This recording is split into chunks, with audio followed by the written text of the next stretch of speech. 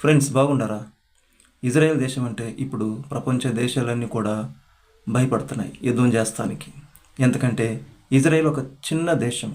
మన భారతదేశంలో ఒక చిన్న రాష్ట్రం రాజస్థాన్ తీసుకుంటే ఎంత ఒక వైశాల్యం ఉంటుందో అంతే చిన్న రాష్ట్రం. మరి ఆ చిన్న ఒక దేశంలో ప్రభువైన యేసుక్రీస్తు జన్మించాడు గనక ఆయన ఒక చిన్న దేశాన్ని ఆయన ఎన్నుకున్నాడు గనక ఆ యొక్క దేశంలో ఉండేది నివసించేది ఎవరంటే యూదులు. యూదా గోత్రపు నుంచి వచ్చిన వ్యక్తే ప్రభువైన యేసుక్రీస్తు వారు. యూదా అంటే దేవుని ఆరాధించటము, దేవుని స్తుతించటము. గనక మీరు కూడా దేవుని స్తుతిస్తే, దేవుని ఆరాధిస్తే ఆయన నీ పక్షముగా ఉంటాడు. గనక ఒక చిన్న దేశాన్ని ఆయన కాపాడుతున్న దేవుడు, ఒక చిన్న దేశానికి ఆయన రక్షణ ఇస్తున్న దేవుడు.